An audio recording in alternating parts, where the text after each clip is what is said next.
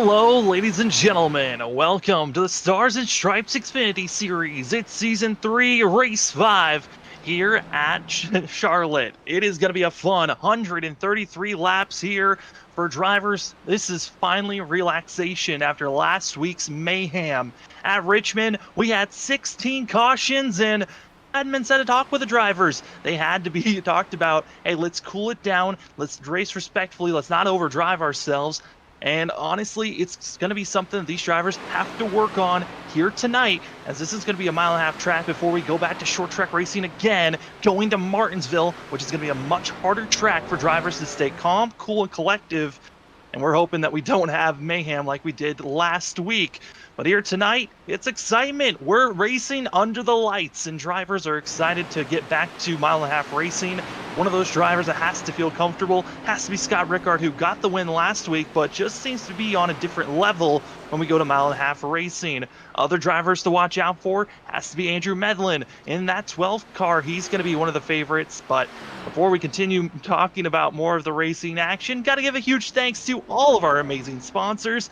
ButtKicker, feel what you've been missing. The ButtKicker Gamer 2 is a way to attach and feel the sounds instead of just hearing the sounds. The way to also enhance your racing abilities.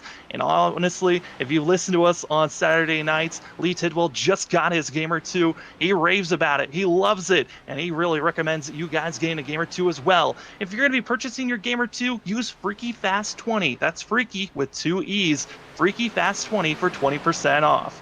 That's ButtKicker. Feel what you've been missing.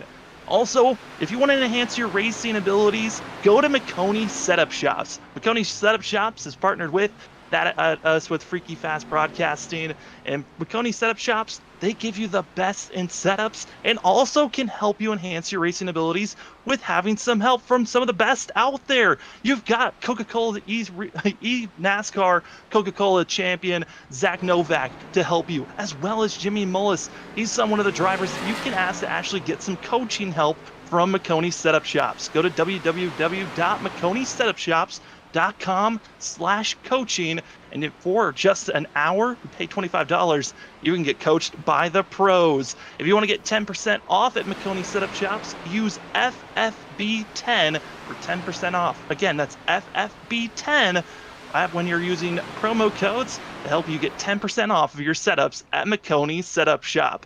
My name is Sam Dyer, running the cameras, and also going to be on commentating is Robert Moyer. Robert, we're here at Charlotte, a mile-and-a-half cookie-cutter course, and under the lights, a lot of grip, and these drivers looking excited here during practice. That is right, Sam. It's going to be a fun night of racing here with these gentlemen here at Charlotte Motor Speedway, one of the favorite tracks in iRacing platform in general. Everybody loves coming here to Charlotte Motor Speedway for some fast action, packed racing. It is a very fun track to race, Sam. There's going to be a lot of side-by-side battling, trying to navigate through traffic, and I mean, just overall in general, this is a very, very, very fun track. And I don't want to say easy track, but it's one of the easiest tracks to race because, you know, a lot of these guys just, and a lot of people in general, just put a lot of laps down here at Charlotte. Yeah, it's one of the free courses that you actually can get from iRacing. Once you buy your subscription, you get yourself gets a couple of free courses, and Charlotte's one of them. So a lot of drivers feeling a lot comfortable when you're starting out. So, of course, a lot of laps, like you said there, Robert. And for tonight, I think the biggest focus has to be patience for drivers and also making sure that they don't wear and tear those tires out here tonight. Again, this is season number 3, and I've touched on it in almost every single race about past winners here. I do want to note on some of our past winners that we've had. In season 2 for the trucks, you had Nate Lynch winning there, and Ryan Lynch gave me a little bit of a note. Said, don't mention that, but he's one of the drivers that have won so far. He's got to be one of the drivers to also watch out here tonight. He's 4th on the board during practice. And then also season 1 ARCA winning driver here at Charlotte. That was Dylan Glass. And Dylan Glass actually is not able to be racing here in season 3 because he is actually serving in the Army, serving our military currently. So we want to give a big thank you to Dylan Glass for serving right now, and all to those that are serving currently. Thank you to our military for all that they do out there and keeping our freedom here and allowing us to race, commentate, and have a good time here tonight. So drivers to watch out for, that of Nate Lynch, as well that of Scott Rickard, who's just been on a roll. Some other drivers that I've been keeping notes on, those drivers that have been finishing in the top 10 every single race so far this season. That's Derek Offerman and Eric Schwarr, who kind of have the tale of two stories.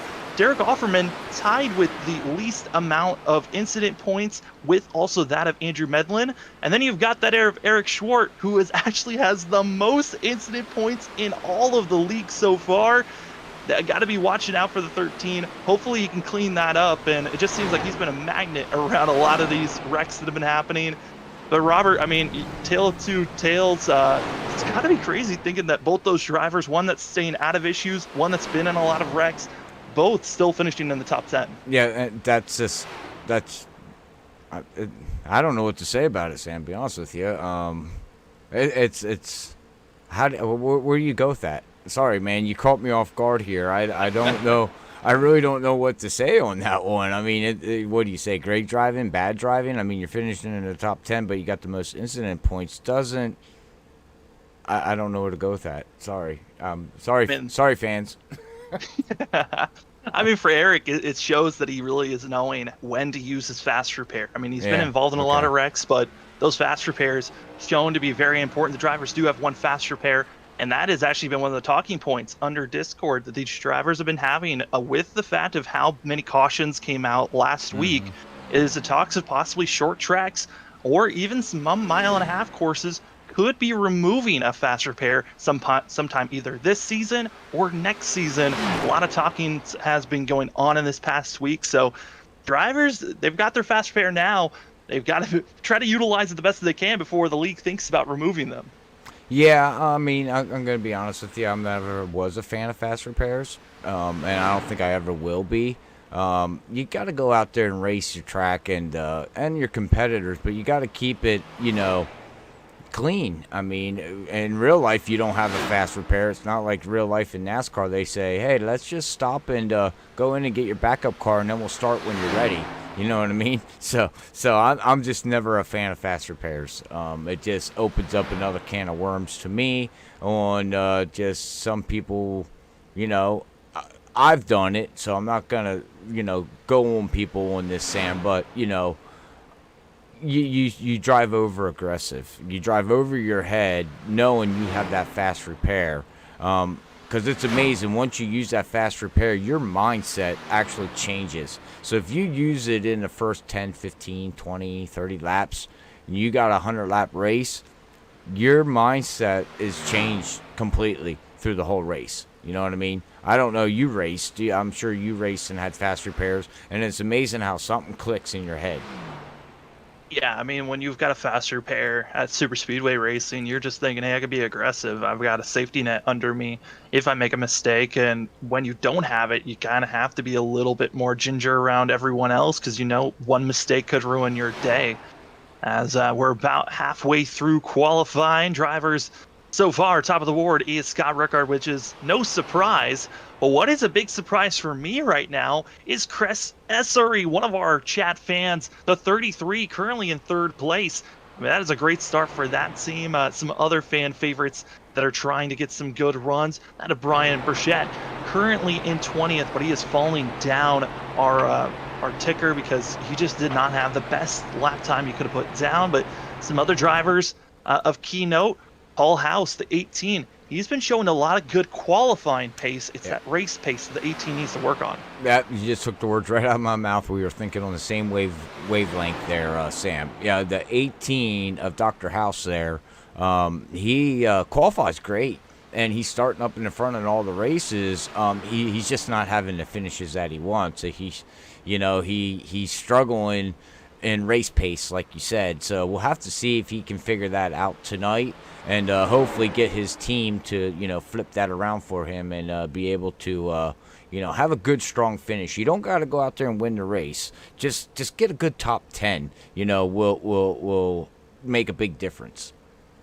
Yeah, a top 10 would be massive, especially with the way points are going. Again, our top 12 in points get to move on, but if you get a win, you're automatically locked into the playoffs. And Yep. so far, we've had 3 different winners. Our Daytona winner of Mike Watts, as well as Scott Rickard winning both at Kansas for week 2 and last week at we're at Charlotte this week, at Richmond last week, and Las Vegas winner Travis Butt. He's also going to have to show up for a couple of more races to be eligible.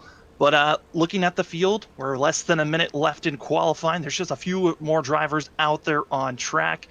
But Robert, looking at this field, I mean, we touched on it. Some of these drivers have shown some great qualifying runs. But tonight's focus, patience, and tire wear, I think those are the big things for me to watch out for these drivers. But are there any other things that you see that the drivers have to focus on? No, just like what you said there, Sam. You know, worry about your tires and you know, the race pace and run your race. And I mean, like I said, there's going to be some side by side battle in here, and I mean, these guys they're packing house here. We're looking at. What am I looking at here? 34, 35, 36, 37 vehicles. 37 vehicles here at Charlotte. Bravos to this league. Just overall in general, Sam, of week in and week out. We're in week 5, and they are still packing over 30 vehicles, or actually over 35 vehicles a week. So, bravos to them. So. Yeah, it has been incredible with that of 37 drivers showing up here tonight. We started the season off with 39, dropped and dipped to 36 at Kansas, went back up to 39 at Las Vegas, dropped down to 37 last week at Richmond, and 37 once again this week. As now we're getting ready for your starting grid. Scott Rickard, no surprise, top of the board for the 0-5, with that of Derek Offerman going to be in second place, with Chris Essery going to be in third, Kyle McCoy going to be in fourth place, Dr. House going to be in fifth. As we're looking in sixth place, it's going to be where we find Kyle Boyling, which Boyling, one of the drivers that actually had one of the faster drivers and was one of the fastest during practice. Seventh going to be Timmy McNally. Andrew Medlin going to be in eighth place, a good qualifying run for the 12 that's been having some questionable qualifying runs the last 2 weeks. Ken Campbell going to be in 9th and in 10th. That's where we find the 53 of Chris Wade. All right, sorry about that, ladies and gentlemen. I was working on something, but we'll go through the rest of the starting grid here as we'll scroll down through. There's a lot of vehicles, and they're getting ready. They're hit the track here for 133 laps here with Stars and Stripes. If you're looking for a league on a Thursday night and you love these Xfinity cars, well, make sure you come out and check these guys out here at Stars and Stripes on Facebook. And you can also find them on the iRacing.com under the league page. Shoot them a message, and they will help you out, step you the best way that they can to get you involved into this, man. But I'm telling you what, this is going to be fun. I don't remember the last time, Sam, I called a race with these many cars here at Charlotte. Yeah, these many cars at Charlotte is going to be causing a little bit of calamity early on in my eyes. If these drivers have learned anything from last week, it's stay calm and composed. You don't need to try to win this race on lap 1. It's a long race here tonight. Drivers are looking to be making this race into a 2-stop race, hitting around lap 50 to around lap 100. And those are the markers that we're looking for the pit stops for these guys. So you can gain a lot of time or lose a lot of time under pit road. So just stay consistent and patient here. Drivers have a good shot as we're getting rolling here. Robert, I mean, 37 drivers. A lot of some of these guys all the way in the back, they've got a lot of work to do for themselves. Guys also up front, they've got a lot of hungry drivers behind them.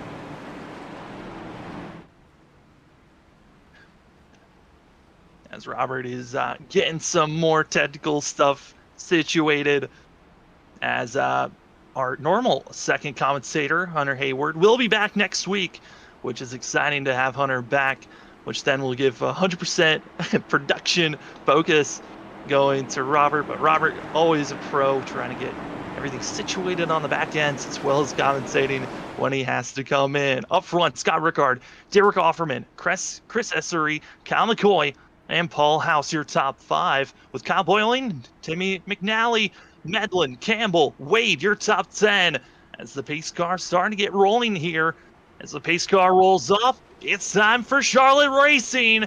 Green flag is in the air, and it's time to see how these drivers can attack for 133 laps. Scott Rickard to the inside, getting a pretty decent start for himself. As here comes the 33, also following suit. This is going to be side by side for second place through 1 and 2. Here we go, ladies and gentlemen, side by side, all the way through 1 and 2, heading down the backstretch for the first time here tonight. It's going to be fun to see what these guys can do. Chris Essery, Rickard, they're already pulling away by over a half a second over the rest of the field. Paul House, Offerman, they're side by side. And also Paul, throw in that of McNally, the 88. He's trying to move his way forward. We saw the 88 be fast back at Las Vegas. He's trying to get some redemption after being wrecked out in the last quarter of the Las Vegas race by a lap car. He's hoping to possibly get a win here, trying to rebound from some poor showings from some of these drivers. They are all starting to single file out, and this is kind of what we expect to see. Drivers single filing out for the longest time and slowly making passes and being patient on how they want to attack one another. Some of the closest racing action you see it here. This is 5th back to 8th place. Drivers, that's Offerman, McCoy, Boyling, and Medlin, all attached to one another and just trying to figure out how they want to make passes. The 12 goes below the 44, and here comes McCoy under Offerman. Well, that's the other thing here too, Sam, at Charlotte. You're definitely going to want to, like you said, save the tires, but there is a little bit of a draft here at Charlotte Motor Speedway, and it will help you down the backstretch to get into turn 3. But you don't want to overdrive turn 3 and coming out of 4, because that coming out of 4 is where a lot of people, I do believe, will have some problems. You're going to wind up... You'll be amazed. You'll wind up hitting the wall, if you get back on the gas too soon. So it's all about, taking it easy, taking care of your tires, and see where the race pace is right now, as we're looking here at the 31 of Trey Johnson here right now. Started in 12th, running in 12th. And he's got Nick Hollins right behind him there in the 68, which we've seen him being pretty fast week in and week out. Yeah, Nick Holland showing that he's got pace, but really finishing out these races has been the struggle for the 68. He's one of the drivers that I've always looked into having such a fast car every single week, but still struggling, only having 1 top 10 and 1 top 5. So the consistency hasn't been there for that of Nick Holland, but he's got the pace, just needs a little bit of luck to help him move his way forward. Looking at some of these drivers and where they're at, there is the possibility of a driver already soon to be going a lap down. That's Josh Warner of the 47, actually started on pit road, and so now going to be right on the tail end and about to be put a lap down. He's trying his best to hold off our leaders, but he is off the pace, and our leaders are soon to be swarming over him. Yeah, they're going to catch him really, really fast here, as he's running lap times of a 31 flat compared to the leaders right now of Scott at a 30.79. So he's way faster. As you can see, they're pulling right up on him, and they're going to put him a lap down. But here's Chris in that 33, looking very strong out there, one of the fans' favorites, like you said. And then we got Mr. Dr. House back here. Love the M&M's machine. Love M&M's. Back here running, and you just see what I was talking about earlier there, Sam. He almost got that wall. Yeah, the outside wall on the exit of these corners just kind of sneak up on everybody. If you're not really focused on when you're getting back into the throttle through these corners, you can really find yourself slamming into these outside walls that seem to be trying to grab out and take you away. And also doesn't help that you're trying to pass a lap car that's on your inside. It's forcing you to drive a little bit higher, because early on in these races, your goal, get down to that blue and white line, try to get as close as you can and run smooth through the corners. And you might be seeing some drivers move up a lane later on when your tire wear is a lot more drastic. But early in these runs, you want to stay low, which has cost that of Paul House some time, and has allowed our front two to continue to just pull away from the rest of the field. And it's interesting to look, our front four have really done a great job pulling away, and it's kind of starting to see a lot of spacing throughout the field until you go back, a little bit further to where we're seeing now, the 44 trying to get by lap cars. But for positions that possibly could be made, you got to fall back to 13th and 12th. You're seeing that of Derek Offerman starting to fall back into the clutches of Nate Lynch, our winner in the Truck Series last season. Nate Lynch, he could be someone to watch out for. Hasn't cracked into the top 10 just yet, but he's trying to follow suit with that of Nick Holland, moving themselves forward in the field. Yeah, I'm very impressed right now with the start of this race here, Sam. These guys got single file, don't see too much side-by-side racing, and they're giving a lot of room and a lot of respect out here. Looks like we had a total of 35 cars grid here tonight, as we got Randy and Max did not start tonight's race. Yeah, we're not able to start this one out, and both for Max Ward, expecting him to show up, but just missed the grid, missed starting out this race. So only 35 drivers racing here tonight, but continue to watch. We're seeing drivers side by side a little bit more here, and we're going to be seeing the side by side racing kind of intensify in these next 4 laps. After 15 laps, so drivers that have been aggressive, they're going to start to lose time. They've used up too much of that tire wear of being too aggressive, entering and exiting off the corners, and it means you're losing grip, you're losing speed, and you're allowing other drivers to pounce on your misfortunes. Yep, this is about the time that, like you said here, 12 laps into the run here, this is where the tires are fully inflated, fully up to temperature, and this is basically, as we got somebody, I don't know who that was. I seen smoke from somebody coming out of 4 there, Sam. It might have been Mike? Someone blinking. That's Mike Lynch. Yep, Mike Lynch there. Having issues. Also going to be having that of Brian Lynch into pit road. A lot of drivers having mix-ups going through the tri-oval, and it looked like, the 2 got into the lap car 47, and it was all-out chaos from there on out. But the driver that got the worst of it, the 24, Brian Lynch, is hit the inside pit wall but continues to run on. But hard contact. We're still watching the drivers in the middle of the pack trying to run as hard as they can, but that's a nerve-wracking situation when you've got lap cars kind of getting in the way of the way that you want to be driving, as this is from 21st on back. As there's Mike Lynch being passed by the other fan favorite of that of Brian Frechette, who is in the 223. They're almost thinking about going 3 wide. Got to be careful of trying to force it in that type of situation. But just coming through the tri-oval, another tricky spot where you'd kind of think drivers have figured out how to get through the tri-oval at times, but it kind of funnels you into the apex of each corner of the tri-oval, where it just forces you into one another. Got to be careful when you're slicing and dicing like we saw there. Oh yeah, sometimes, and you start getting on your tires start wearing down and everything, and then when you go through that tri-oval, you're inputting that wheel left all the way through there. You're not going in a straight line here, everybody. You are putting a little bit of input to the left, so you're always leaning on them outside tires. And eventually, if you put too much input, you literally can just spin it around. Like, just out of the blues, it's like you hit a patch of oil or ice or something. Yeah, it is so dangerous when you get into those situations where drivers are put in that spot. But you hope that they can figure out how to get through those situations. And certainly right now, we've only had that one true spot that really hurt that Brian Lynch, and also looks like Jason Metcalf, another one of those drivers that had an issue with drive through a little bit of pit road, and looks like he actually started on pit road 35.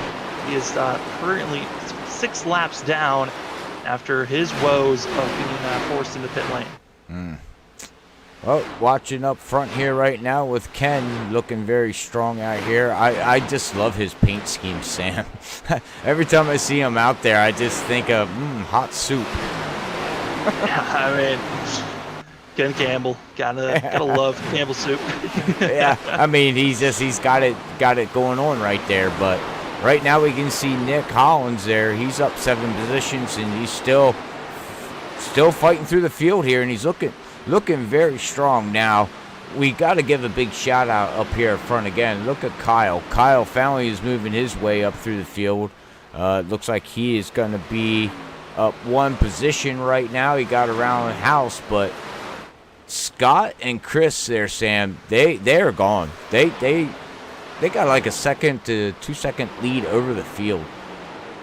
Yeah, I mean, for Chris Esser, he was trying to keep up with the pace of Scott Rickard, and he was doing a great job there for the first 15 laps. But in these past 5 laps, Scott has just been pulling away, running about a tenth faster, and now has a 1.3 second gap lead over the 33. And then you kind of got Chris stuck in no man's land, because then behind him is another 1.5 seconds until Kyle McCoy, who just got by Paul House, and you got other drivers that are about a half or groove back, and then you get back to 7th place and 6th, where they're side by side racing hard and keeping themselves a little bit dicey at times. But you know, we're starting to see those drivers that were being aggressive now starting to fall back, and drivers that know, hey, it's time to go. We're halfway through our green flag stint, where we're going to be thinking about pitting here probably in the next, you know, some drivers might be thinking about pitting around lap 44 to 52. That's the window we're looking at for these drivers. If you're going to be undercutting the pit stops,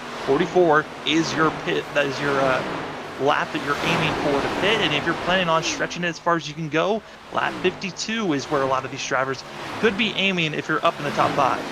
How many sets of tires do they have? Do you know there, sir?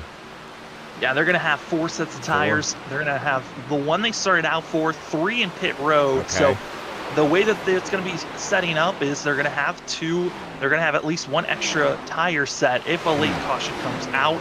But if it stays green, we're aiming for only 2 pit stops. Yeah, and right now, I mean, we see some hard battle. Man, look at Nate. That car is on a roll, man. He is coming.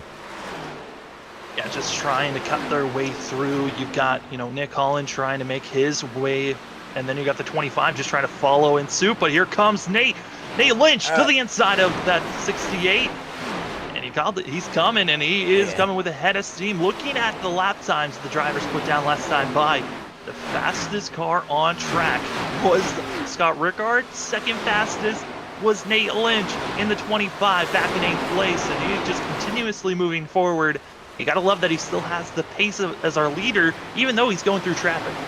Yeah, I mean, I'm watching him right now, and, you know, we started in the sunset here, Sam, and we are now under the lights, darkness, and you seen a difference from last 10 laps on how these cars changed on guys. 1, tire wear, 2, the track temperature, and 3, we are now under the lights, and the track's probably not cooling down with all these cars, but there is more speed out there now with the difference, as he is battling it hard right now here with Timmy right now, trying to get around that Jordan machine.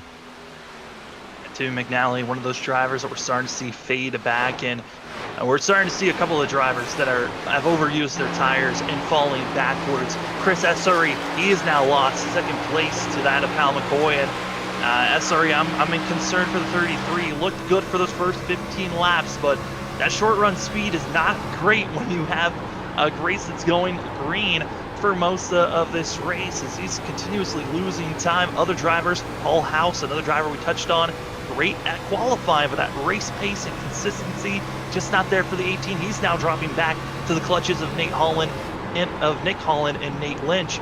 And McNally, he's starting to fall back as well. But you know, looking at the field currently, I'm liking what we're seeing from Scott Rickard. He's looking dominant to win once again and become a 3-time winner this season. Oh, right now, I don't know if anybody has anything for that 05 Scott. He is he's checked out and he's gone. He's like, guys, if you got anything, you're going to have to figure it out here, because I am not letting up. I mean, he is still running. His last lap was a 32.24 to Kyle's 32.27. So he's still on old tires here, still running fast, man. Wow. He knows how to get around. Oh, you see what he's doing there, Sam? I'm sorry, but he's taking his left rear tire and putting it down on that blue line, going through 3 and 4. Now, I don't think he's going to do it here in 1 and 2. Maybe he does. But to let everybody know what he's doing there is he's basically, he's doing it right there. He's de-wedging the car. and he's helping that car turn better. Yeah, trying to get as low as possible and trying to get that blue line, and that's where a lot of these drivers in the back have kind of been failing to get down to. They're running just about a half a groove higher than it, and it's kind of hurting them overall because they're putting a lot more pressure on that rear right tire, heating it up and costing them time, kind of like what we've been seeing from the 33, who was trying to follow in the tire tracks of Scott Rickard, but because he was just running a lane higher or half a lane higher, it's costing him on that tire wear, and now he's dropped back to 4th place. And you were asking who's a driver that could be trying to challenge Scott Rickard. Looking at the pace currently, I think if drivers reset, get closer to one another, Kyle McCoy and Nate Lynch, those 2 drivers have been running the same pace as our leader, and also the 44. Those 3 drivers, they're running in the top 5. They're looking good for the longer pace. If they were starting closer to Scott Rickard and have better qualifying times, I think they could be still with that 0.5. Yeah, I think they got to be banking on a yellow here, Sam. Hopefully, they get one, even though we don't want to see one, and a lot of drivers don't want to see one. But that, I agree with you. I think the only thing they can do is, hope for a yellow. But looking back here with Watson, all these guys back here with Derek Offerman, man, it's still a pack of cars. As you can see, look, Dr. House within the first 10 laps was fast, and he is fading fast now. He wants to get in the next 10 laps here, maybe 16 laps, and hit pit road, maybe do an undercut. And you learn something too, ladies and gentlemen, when you're running something like this and you stay caution free, your first set of tires, you go out there and you're running as fast as you can, and you realize, I shouldn't do that on my second set. I need to back off a little bit. Around lap 10 or lap 11, this is when my car starts fading away. So I need to figure out how to slow down to get it to fade away on, instead of lap 10, 11, you need it to fade away at lap 20, 21. Yeah, another driver that's fading back with Dr. House. That's going to be the 12 of Andrew Medlin, who's back here in 15th. In the same pack as the 18, both on the high line, is that of the 18 and the 12. And this is both of them. I don't know if this is a strategy call for Medlin. I know for House, he was being very aggressive. At one point was running in 3rd place and now falling back. But this is interesting to see. But around them, making the pass down the 3, Cole Grimes of Grimes. And for Grimes, I mean, what a run for him. A great finish last week at Richmond that has given him, he was tied with the biggest moves up in the points after finishing for himself in 12th last week. Gotta say, moving up 14 positions in the points in one race has to be feeling good early in the season, going from being back in the late 20s in points to now being in the teens, 17th in points coming into this race. Gotta be, it's early in the season to be thinking about it, but your regular season's only 15 races before playoffs, and with how we've been seeing drivers getting some wins here, you might be seeing the field shrink based on pointing your way into the regular season. Yep. I mean, pointing your way in the playoffs. Yep. Yeah, I mean, every position counts, and I mean, you just gotta run your race and get as many points as you can, and sometimes just realize maybe it's just not for you, and just get what you can out of it. Now, as we were talking about drivers in the middle of the pack, a driver did come into pit road. The 2 of Mike Lynch did come in, get service done. And he's one of those drivers that were caught up, both Brian and Mike Lynch, both made contact with also that of Josh Warner. So needed to get some repairs done. He's got some fresh tires. Using a set this early kind of puts him in a spot where he might have to make an extra stop over everyone else.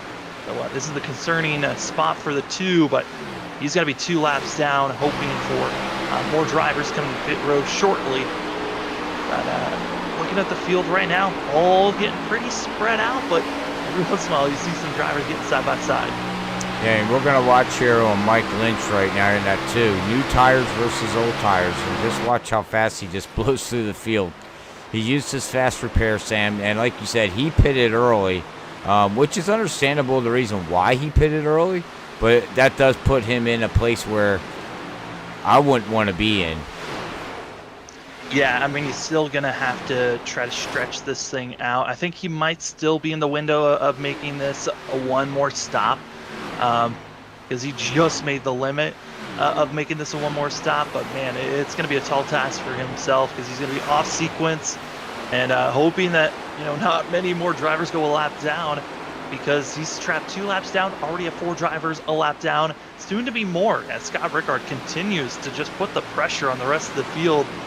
I mean, the next driver to be poised to go a lap down going to be Dylan Dart.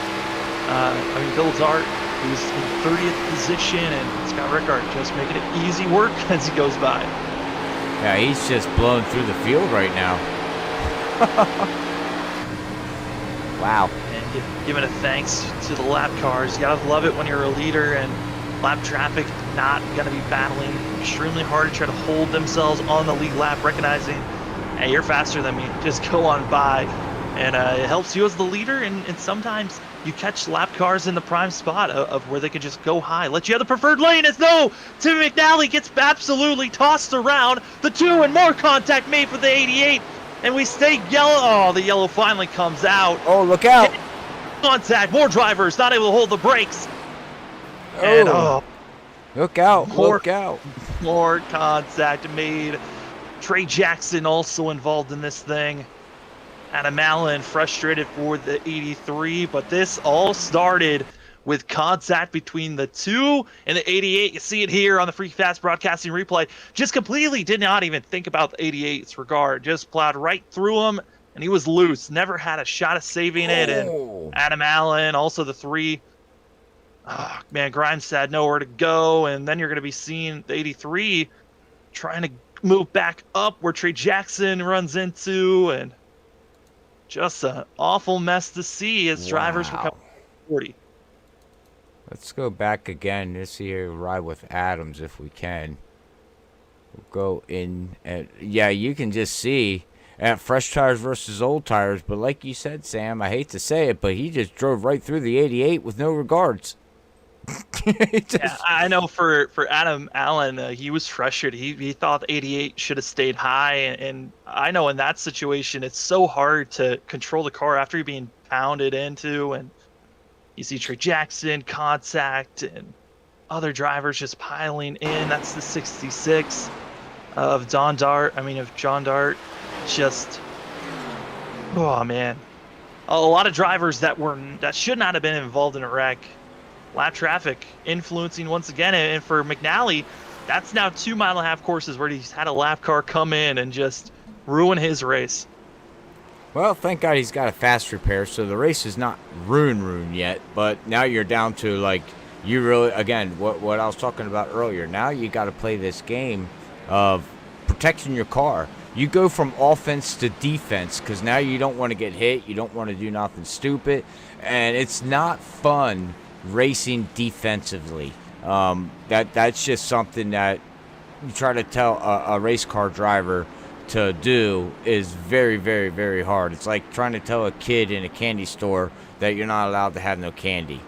Let me know how that works out. It did. It didn't work out for my mom. I always wanted that candy whenever I went to the store. Some drivers that came into pit road taking just a fast repair. That's cool.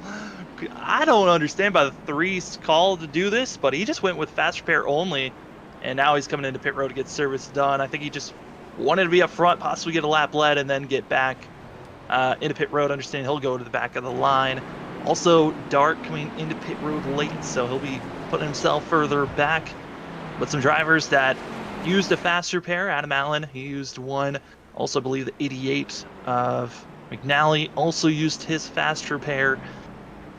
But just going with repairs only, which was an interesting call, that's going to be Chris Essery, who was not involved in that incident, but did brush the wall a couple of times, so decided to just take manual repairs. Didn't want to use his fast repair this early on in the race. So the 33, who was up front challenging for the lead in those first 15 laps, he'll now be all the way back in 22nd position. Yeah, now he's going to be back in the dirty air. He's going to have vehicles all around him, so he's going to have to pay attention to all that. He has not dealt with that all night yet, so until now. So now he's got to figure out how to, because as we know, he's got a fast car. He was running up there second, third, fourth position here. So we'll see what he can do here and navigate through the field here. But now that we have our first caution on lap 42, these guys made their pit stop here on lap 40. We should be looking at them making another pit stop around lap between 80 to 90. But, Sam, here comes the fun part. We know the 7, the 44, the 25, they were fast. And they were back in the pack. This is their time. If they got anything for Scott, they got to do it now. They can't wait. On this restart, they got to make sure they get, the best jump that they can and just pressure that 05 of Scott. Yeah, I am really looking at the way that they raced that first stint. Scott Rickard, he just wanted to get up front, get himself away from any other traffic so he could run his own race. And the other drivers kind of were patient with trying to save their tires for the longer run, so they weren't racing as aggressive. The best lap times these drivers put down for the 05 was a 30.7 second lap time. The next closest was Kyle McCoy with a 30.8, then a 30.9 for the 25 in fourth place, and then a 31.0 for the 44 of Kyle Boyling. So for these drivers, they got to be deciding, do I want to be aggressive early with being so close to Scott, or do I want to play the long game and be patient for those first 5 to 10 laps? Might lose a second over Scott, but could bring yourself back to catching up to him in the final 30 laps of a stint. Well, 40 laps into it, Sam, I don't think that's the case, bud. Scott's just, once he got out there and ran his own race, like you said, he was gone. So these guys trying to save their tires didn't benefit from it. Because Scott was so fast, even on these older tires. So I think if I was out there, I would be like, I got to go now. I just have to. I can't let him get away from me. And if he outruns me, well, then he's well-deserved because he's got the speed. So we'll find out as we go back to green. A much better start this go around for Scott Rickard, able to already be 2-3 car lengths ahead of that of Kyle McCoy, and continuing to pull away as the 7 and the 44 get in line. And really, it's all of our top 4. They're in line now. Hold our field practically in line with one another, recognizing, hey, we gotta get ourselves in line so we can all run the better laps and try to catch up to that 0.05. But here comes the 7 of Kyle McCoy. Just like you said, he's right there. You can't let him get too far away. Kyle McCoy, he's already gained up a 10th. Can he gain up any more to possibly make a pass here in the next 3 laps? We'll have to see, as he is in the draft too. That will help him a little bit, but you don't want to overdrive the cars on exit there, Sam. You got to make sure you get back on the gas at the right time without, as you can see, Ken back there in the 15. He got back on the gas and it pushed him up with the dirty air, and he headed set sail towards the wall. But so that's the key. You got to get back on the gas and see what you can do here. But right now, I mean, I apologize. Scott is just so fast right now. He's just running such a clean line. Yeah, I mean, he's been staying consistent. He goes high and then comes down. Once he hits that blue line, he stays there through the rest of the corner until we come to the final quarter of the corner where he pulls himself back up to the wall. Well, you look at Kyle McCoy.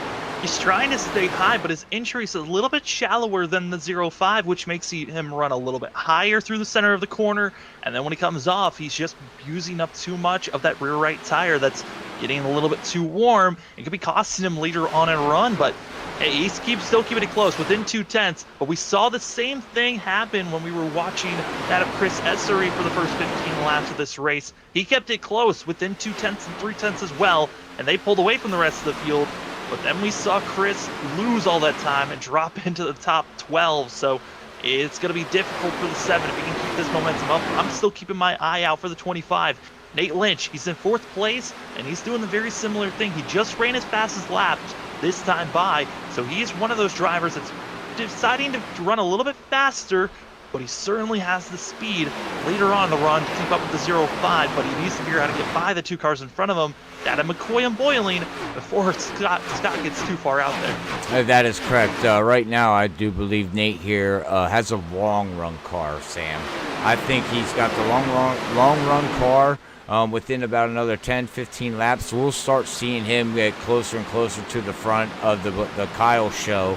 up front instead of Scott. We'll throw Scott out of there. We got the Kyle show because Scott is just, we're not going to talk about you all night, Scott. You are fast. Scott, we can talk to you during post-race like we've already done a couple of times this season. As Nate Lynch having a little bit of blinking issues. Got to be careful for the 25. Hope that doesn't continue on. But I got to give credit to that of Nick Holland. He's done a great job also in 5th place. As he started this race out back in 16th, Nate Lynch, he started back in 11th. 2 drivers started outside of the top 10. They're now in the top 5. Biggest mover back here is at 9, a Napa know-how Patrick back here. He is up 17 positions. Good run for that car right now. Yeah, I mean, Patrick Hasty, who started back in 35th position, last place of the starting order, moves up to 18. Another driver that's done a great job moving forward, that's the 4 of Aaron Hale, who's done a great job. He started back in 24th. He's now up to 10th, up 14 positions. So we're starting to see those drivers making the shift. Once we're closer and closer to the halfway marker of this race, the drivers that might not have had the best qualifying run know how to save their tires, start to blip up later and later the race goes on. That is correct. Come back here to the 33, down 14 positions, but he is working his way back up through the field slowly but surely, up to 17th position, and he's got 15th, 16th. Man, he's got a whole pack of cars in front of him right now that he has to navigate around. Yeah, I'm kind of a fan of right now where Chris Essery is at. I think him staying back behind traffic, yes, dirty air could factor to him using up too much of his tires, but I think him staying back with some of the slower drivers might help him pace himself a little bit better. He was outpacing really his skill level of saving the tires, it seems like, but he's still over driving the 33. If we're seeing, I mean, in the middle of the corner, he just drifts up about a lane higher than everyone else, showing that he's coming into these corners just a little bit too fast. He needs to let off sooner, maybe work with his brake bias, lower it so he can get on the brakes just slightly, so he can stay low through the corners and not wear out his tires too much. That is correct. As we're on lap 53 of 133, I want to say thank you to everybody out there on YouTube. If this is your first time here watching Freaky Fast Broadcasting over on iRacing Live or here on the channel Freaky Fast on YouTube itself. Anyways, this is your first time tuning in. Don't forget to hit that subscribe button. We do much appreciate it so you don't miss any of our content throughout the week, as we got Sam, we got Zach Hall, we got a lot of people up in the booth here at Freaky Fast, and we do also got a lot of leagues out there that we broadcast on Saturday night, Sundays, and also we're going to have something coming up here very shortly with me and Sam on Mondays. If you're looking to be a commentator, Sam, make sure these guys hit us up out there, and we could use some help on Monday nights. And then we got Tuesday nights, Wednesday nights, and then back here on Thursday nights. So we are booked here at Freaky Fast Broadcasting, man. Yeah, it's been a blast seeing how much Freaky Fast Broadcasting continues to grow and being on iRacing Live. What an achievement for us to finally get to. I know we were trying to get there for so long. Finally got there, and now we get to really show off these leagues that we get to broadcast even more to more eyes get to see, and the better chances of more drivers being implemented into these leagues. Well, that's correct. I mean, that's our goal too, is give good content and also make sure that we give drivers a place to come and race, and because a lot of people like to be on stream to show their family, friends, and loved ones exactly what they do. So anyways, back to the race here as we're on lap 57 of 133. We had one yellow. Back on lap 40. So we're looking clean and green again here, Sam. Yeah, I mean, the big mess up that brought out that yellow was the fact of seeing Mike Lynch, the 2, getting himself some fresh tires and cutting his way through lead lap traffic, and just decided to plow his way through the 88 through the center of the corner, where that's the major difference when you got old tires versus new, and that's what cost us to have our one yellow that really hurt a lot of drivers that are still further back and trying to run as well as they can. Bill Zart, one of the drivers that had to take repairs. Travis Dart, another one of the drivers that had to take a long repairs. Brian Chu, also Chris Essery. Those drivers had to come to pit road, get a lot of repairs done manually, didn't want to use their fast repairs. But one of the drivers that's running up front in 10th, Aaron Hale, one of those drivers that also had to do manual repairs, still running in the top 10. Great job for the 4, who still has saved his fast repair, unlike the driver behind him, Timmy McNally, who was the 88 that got spun around. Heavy damage for himself. Also for the 83 of Adam Allen, who's back in 14th. He had to use his fast repair. And we kind of touched on it before in the beginning of the broadcast. The mentality switch of when you have a fast repair and when you don't. These guys have to be concerned about really how they race other drivers from here on out. That is correct. As I'm watching right now, Kyle here trying to chase down Scott, and this is something that we talked about earlier. I do believe these tires did plateau after so long of a lap here. You can see he's staying around 4 to 5 tenths behind him. He's not gaining, but he's not losing either. So he's staying right with him. He's just got to figure out where he could pick up maybe, a tenth or two to be able to maybe, catch this 05. I mean, he's got the pace here. It's just not happening right now there, Sam. Yeah, I mean, looking at this last time around, fastest car of our front 5 was that of Scott Rickard, and then Kyle McCoy was second fastest. Third fastest was in 4th place, Nate Lynch. And then 4th fastest was Kyle Boyling, who's in 3rd, and then Nick Holland was our 5th fastest. But our top 5 still staying within 2 seconds of one another. And I'm looking at Nate Lynch, who certainly has been showing a couple of glimpses of being faster than our front 2.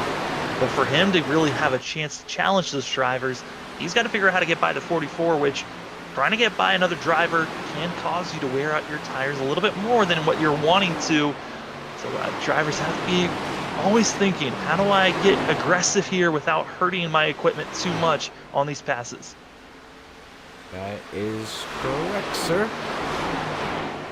As these guys are looking very good right now, clean and green, and we're watching Christopher Wade right now here in that 53, up 1 position. He's just been hanging back here in the top 10 here, Sam. Hasn't moved forward, but he hasn't dropped back in that Dr. Pepper machine. Yeah, I mean, he made the pass on Hill about 10 laps ago. Now he's just been watching Adam Watson and Campbell side by side, which is really hurting Campbell the most here. So on the outside means you need to be a lot more pressure on those tires coming on the exit of the corner. Need to get on the throttle sooner, causing a little bit more wear and tear. And here comes Wade. He's got to get low, touches the apron just slightly, but he's kind of doing the similar route that we saw that Scott was doing. Get on that blue line. It just helps you turn a little bit more. And following in the same tire tracks as the 53, here comes the 4 of Hale, and then also the 88 of McNally. Now, when you run Charlotte, do you go down on that blue line there, Sam, or do you run a little line up higher, or do you run the high line here?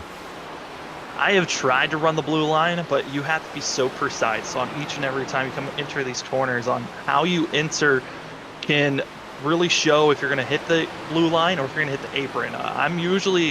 I try to aim for the blue line, but I'm usually about a half a groove higher than it because I always find myself overshooting the corner. But for these guys, you're seeing the precision of how they've ran so many laps and have that consistency of where they need to hit to make sure they can get through the corners perfectly at times. And you're seeing other drivers, them feeling that a little bit of anticipation of I need to get up front as soon as possible at times, which is hurting them with their tire wear overall. We'll come back here to the back half of the field here. Check out what's going on here. They are single filed. Basically, you got each driver running different lines here, but they're all single file. But we come back here to Dr. House, down 20 positions, and again, we talked about this at the beginning of the broadcast, Sam. Yeah, great qualifying. He's down 20 positions. He qualified great, and now look, here we are at the race pace, and it's just not happening for him right now. I'm not sure what this team is struggling with, but I'm sure they need to figure it out sooner or later here.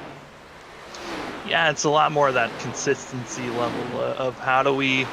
I think, yes, he's got that qualified pace, but might think about backing down how fast and aggressive you want to be and conserving that speed for a longer duration instead of trying to be fast for the first 10 to 15 laps when the tire's at its freshest. Try to figure out how to stretch that out a little bit longer, which means you got to back down your speed, back off the throttle a little bit on the entry before early in these runs, and those are the simple ways of trying to save your tires. And for Mr. House, he's got to figure out how to do that a little bit more consistent. But as he's coming up to the 223, as Brian Burchett, one of those drivers that we always have a couple of fans out in our chat wondering where's the 223. Well, he's being passed now, being put back to 24th position. And Burchett looks like this is just not his race. We've seen him a couple of times run in the top 15. I think the goal for tonight might be a top 20 finish for that 223 team. I have to agree with that. All right, well, fans out there on YouTube, chat's been very quiet, but we do appreciate everybody focusing on the race and focusing on me and Sam talking. Hopefully you're enjoying the commentating, but let us know, do you think anybody has anything for Scott here tonight? As we can see Kyle McCoy there, he is got it down to 3/10, so he's right there. Do you think he can pass him? Do you think everybody well, I don't know, man. He's really on him right now, but do you think that 7 can do anything? Let us know out in chat, and we'll see if you're right or if you're wrong. But do you think he's got anything for him, Sam? I mean, for Kyle McCoy, I think the longer the run goes on, the better shot that he has. Obviously, because Scott's running so aggressive in these first 10, 15 laps compared to the rest of the field, it means that if you're being patient, you could be starting to run a little bit faster than him for the later half of these stints.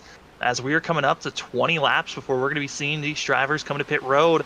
Around lap 91 to 93 is the window we're looking for these drivers coming to pit road. If they're planning on stretching it as far as they can go. If you're planning on short pitting and just making it to the end, you're going to be looking at around lap 83 to 85. That's the window for those short pitters that are also going to have to be in a little bit of fuel saving to try to stretch it that far. But for the racing up front, I think Kyle McCoy, I want to say he's got a shot, but Scott's just been looking so dominant. I don't know if there's anyone that can pass him.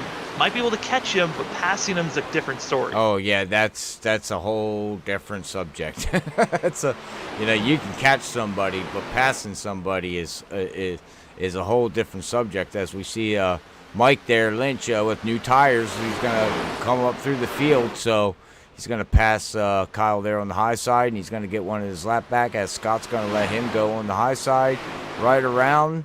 That helped Kyle a little bit. He's now down to 2/10. Now the question I have for you, Sam, if you're Kyle out there running, man, I'm right there.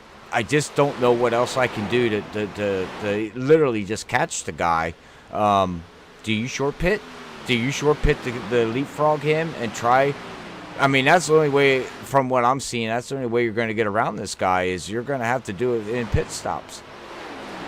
Yeah, I mean, this driver's aiming for one stop from here on out, so they're going to have to figure out how this money stop's going to work for themselves. But I think for McCoy, I think for him, pitting a little bit later might be his best option. So try to force Scott Rickard into pitting probably a lap or two sooner than when the 7's thinking about it. You have just a lap or two fresher tires, and those lap or two really can help you, especially here at Charlotte, where drivers are running similar lap times, and if you just push someone a little bit further, it could cost them on the longer run.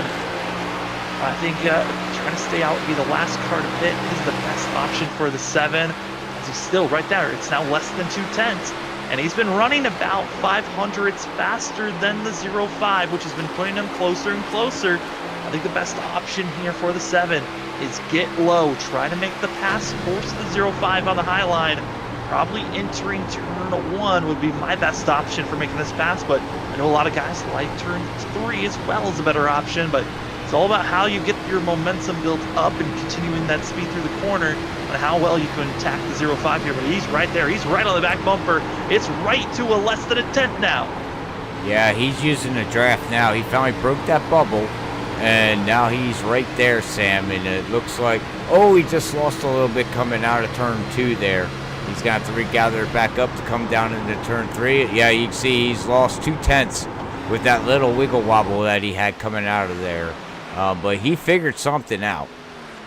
Yeah, you could tell that he was being aggressive, was figuring out that speed, but just in one lap, losing about a tenth, but he's coming right back attacking. And for Kyle McCoy, He's got to be, yes, he's gaining, but you can tell that he's pushing the car a little bit more. He's not running that blue line like we're seeing Scott Rickard. He's running a little bit higher, which means that he's carrying a little bit more speed than the 0.5 through the corner, which can heat up that rear right tire. And when you heat it up, the more that it gets heating up, the more loose you can get off these corners. And we're starting to see that loose sensation kick in for the 7, where he gets that little bit of a wiggle off the corner, which is costing him speed on the straightaways, which is his only chance to catch up and make the pass on the 0.5. Correct. And the best way to explain that to everybody out there is that he's basically pinching the car coming out. And when you pinch a car, pinching a car loses speed. Pinch, bad. You don't want to pinch a car, even running by yourself, and you can tell he's putting more wheel put into it, which is heating up that right rear tire, like you said, which is putting more pressure on the front right tire. And before you know it, you keep doing that lap after lap, your tires are going to be screaming at you. Yeah, and we're starting to kind of see a balance shift, right, of the drivers that can understand the balance of how to be aggressive early in a run when you got the freshness of the tires, and drivers that kind of oversave, the drivers that are waiting for the final 15 laps of a run to finally show your true speed, which sometimes can put you about 3 to 4 seconds back, and you just cannot gain that time back. Looking at those drivers, Derek Offerman, he's running about a tenth faster than our leaders. McNally was running about 2 tenths faster than our leaders 2 laps ago, and some of these drivers are showing that they've got the pace and speed as our leaders currently, but they're 4 or 5 seconds behind our leaders, which is not where you want to be. Also want to give a note, about 7 laps ago, that of Jason Metcalf did pull it into pit road. It looks like the 35 has decided his race could be done here, as he is logged out, and we'll see if he can connect back into the server, but the 35 currently 7 laps down and more as it continues to count away. All right, well, we're getting ready for some pit stops here with Stars and Stripes here at Charlotte Motor Speedway. With that being said, we're going to run to a quick commercial here, brought to you by iRacing and McCody's setup shop. So stay tuned, and we will be right back for pit stops here with Stars and Stripes at Charlotte Motor Speedway.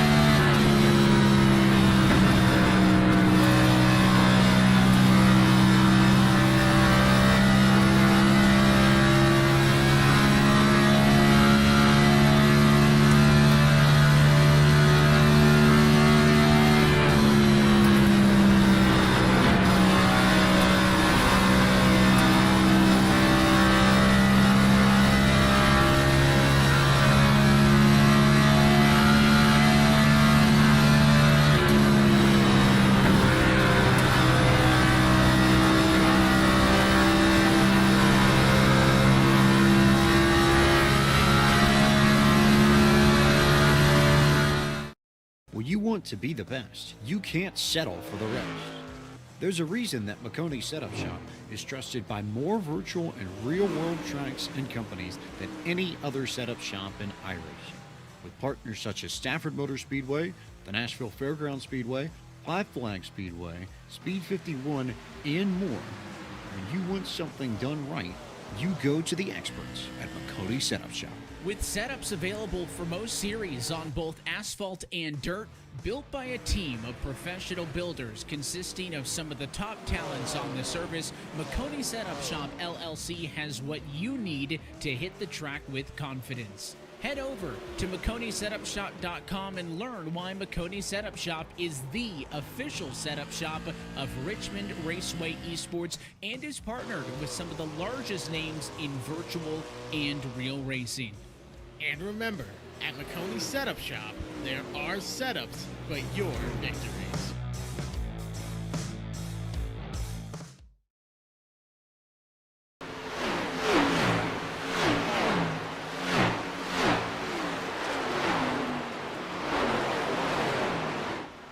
Pit stops underway in the chaos of drivers trying to figure out how to get onto pit lane without trying to get into contact with drivers with fresh tires. It is madness out here.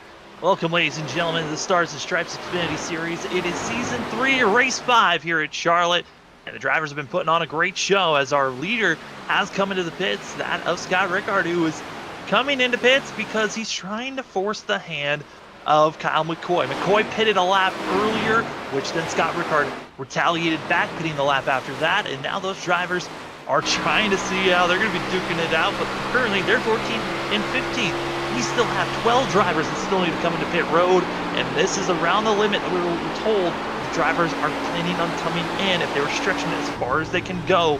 And now we're starting to see those drivers filing in as Medlin comes in and we're expecting others. But up front, it's Nate Lynch, Derek Offerman, Ken Campbell, Wade, and Hasse who's going to be up front. As it looks like Lynch coming into pit road as we're on board with the 209 of Travis Dart. 8th place is this machine, and currently staying out this late for some of these drivers. Their goal, run down the other drivers that have already pitted with the fresher tires, hoping to have a slight advantage over all of them. And Lynch into pit road, Offerman into pit road, staying out an extra couple of laps is going to be Campbell, Wade, the 9, also the 31, all staying out. And it looks like also that of George Kovacic going to be staying out again for the 65. But Dart, he should be coming in sometime soon as see Campbell coming back in, and Campbell into pit road, getting his service done. He was in second, giving up that second position, but Wade stays out. As my name is Sam Dyer. With me is Robert Moyer, who's doing also all the controls and commentating. Robert, we were talking about different strategies that the 7 needed to do if you had a shot to try to beat that of Scott Rickard. You touched on it. He needed to pit sooner than the 05. He did that strategy, and he's currently is pulled away over a half a second from the last time we touched on the difference between the 05 and the 7. Yeah, and what you said, it's only, what, 1 lap difference that them two pitted? So if this all plays out the way it should, 1 lap difference on tires, I really don't see him being that much of a huge difference. And here's the reason why, Sam.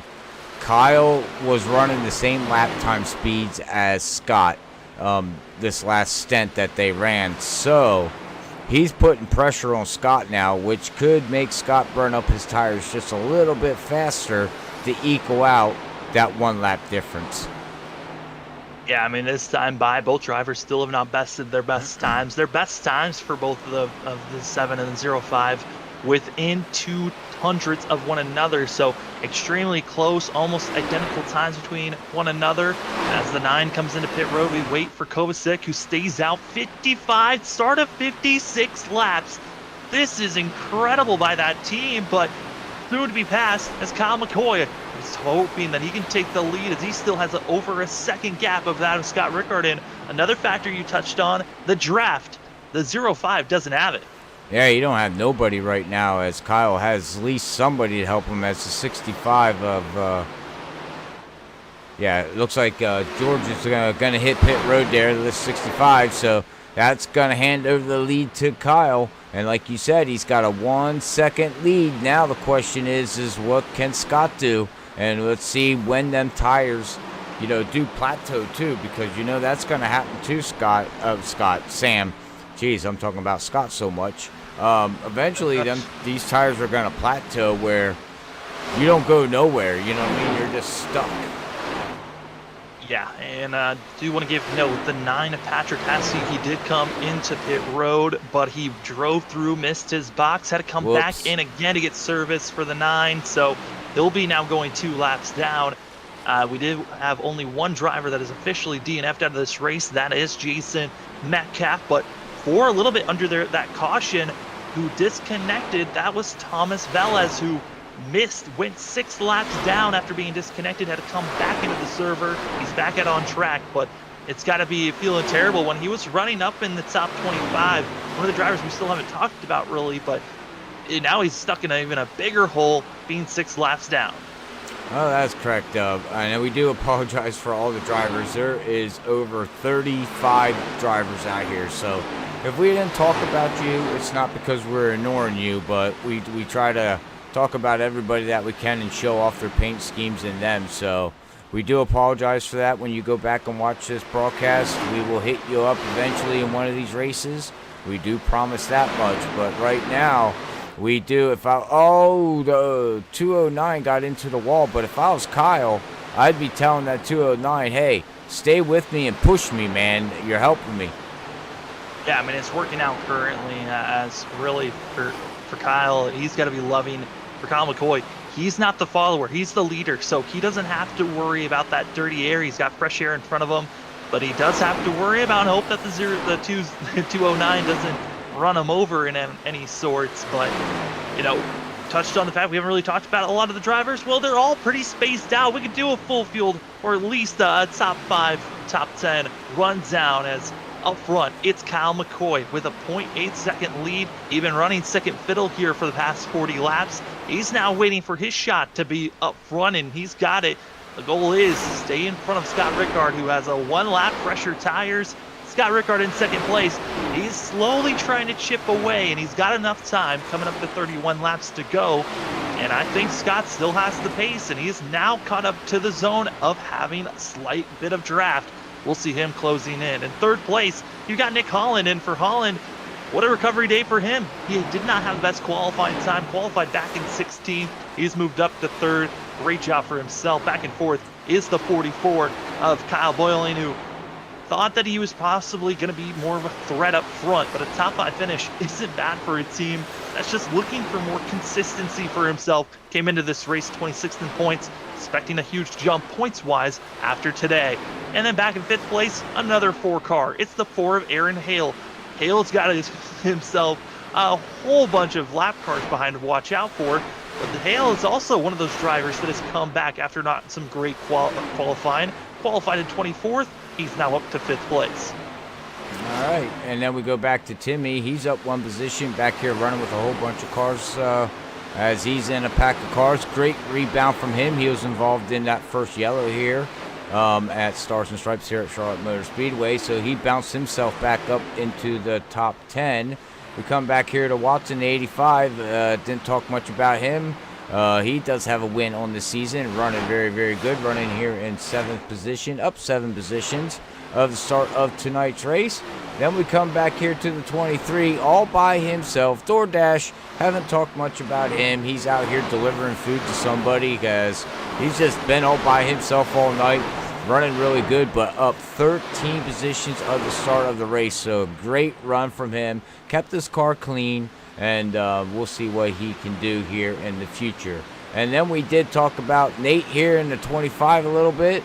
It looks like he's going to fall back to 9th position here, Sam, and up 2 positions. We do know he's got a fast Budweiser Chevy Camaro there. We'll see what he can do, and he can rebound back. Oh, as we have, and then we're going to finish out our top 10 as we do got a yellow, as we got Adams in the 83. But man, oh man, I heard somebody pop and something went boom.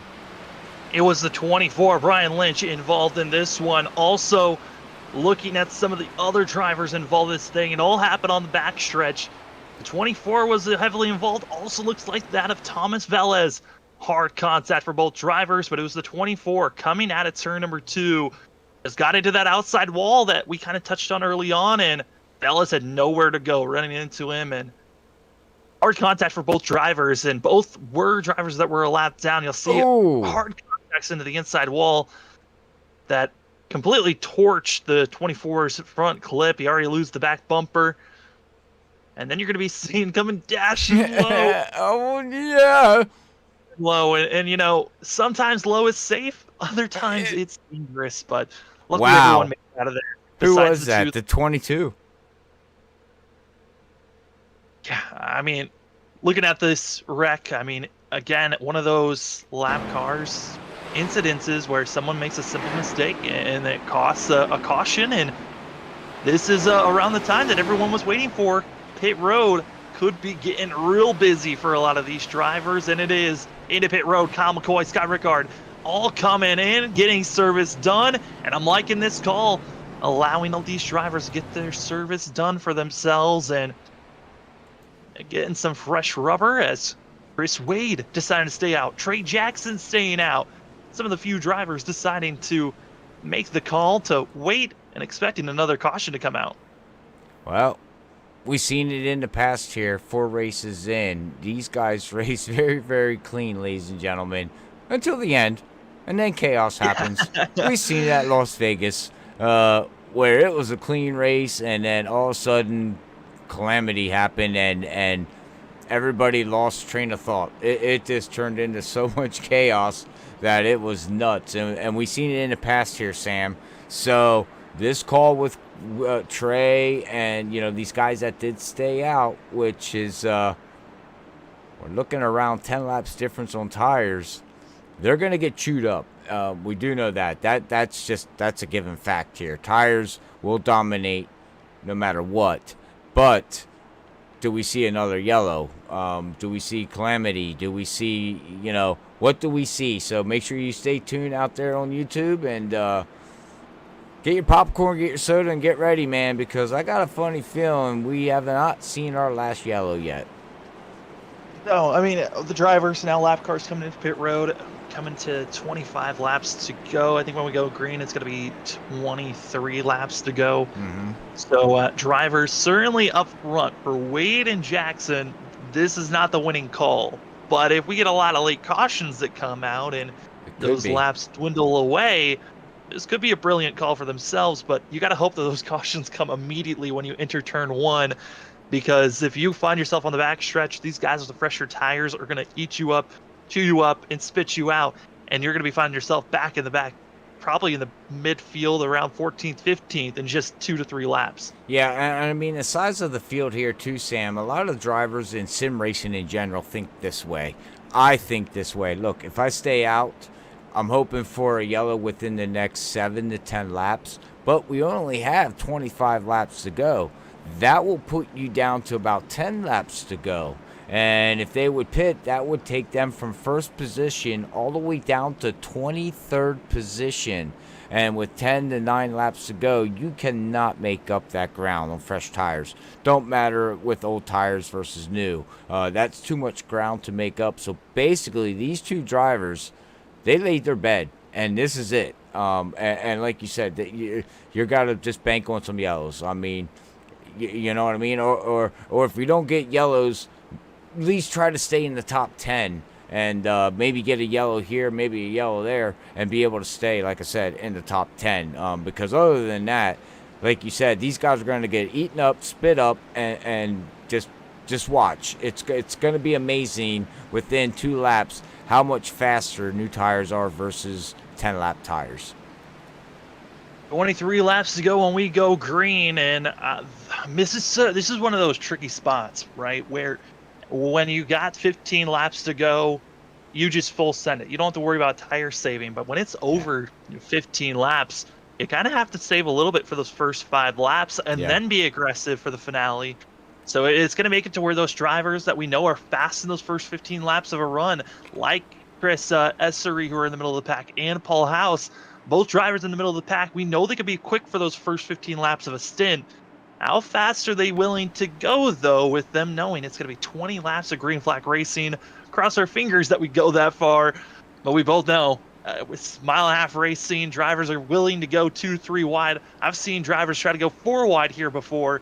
You never know what drivers are thinking. Up front, though, it's Trey Jackson, Chris Wade. Both drivers did not come in for tires. Then you got Kyle McCoy, Scott Rickard, Nick Holland, Kyle Boyling, Aaron Hale, Mike Watts, Dylan Graham, as well as Timmy McNally. Those are your top 10 as we are getting ready to go green here.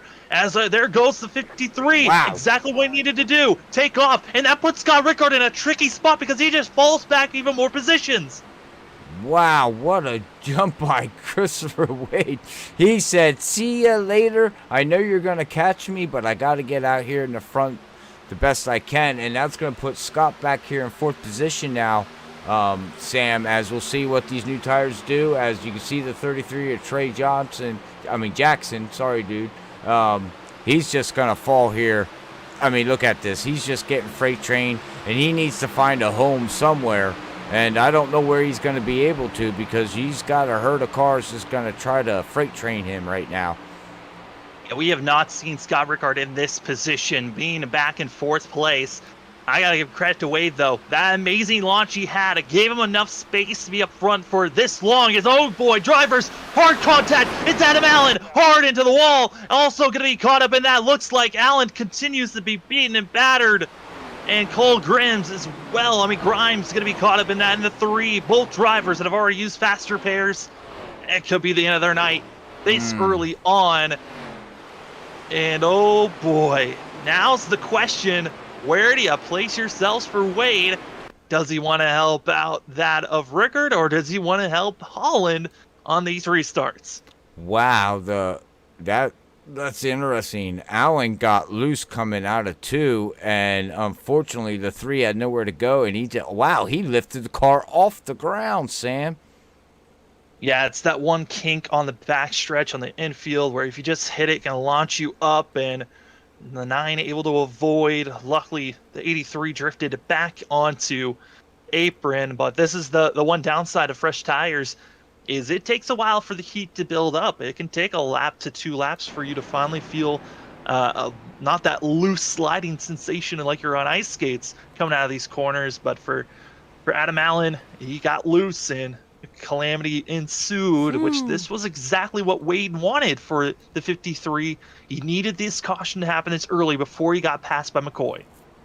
Yeah, well, yeah, that's just all planned. Now he's got to do this again, though. He's got to do the restart again and try to get that great leap that he did. I mean, he shot out like a bottle rocket, and it's letting these tires cool down. That this is what he needs, like you said there, Sam. And, one thing we did not note on here tonight, and it just rang in my brain here, I do believe there is prizes for tonight's race sponsored tonight, ain't there? Yeah, there was actually a pole position award that was given out. Scott Rickard won that, and he's going to be winning $10.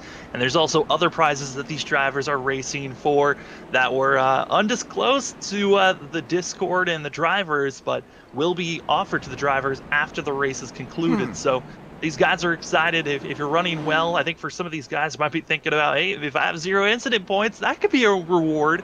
Yeah. As last week, the only driver that finished the race with 0 incident points was actually that of Derek Offerman. Wow. Which is incredible. I didn't think anyone survived Richmond with 0 incident points, but somehow that 20 machine did it. Speaking of Derek Offerman, he's in 11th place. He's trying to still continue that streak of finishing in the top 10 every race this season, and he's in 11th place, just in striking distance if he wants to get into the top 10. Yeah, top 10 to guys with the top 10 racing tonight. Max, unfortunately, that's going to end. You got Kyle in the ARCA series in top 10 here. I'm just reading off some of the notes that we got. Brian Chu in the ARCA, top 10 finishes.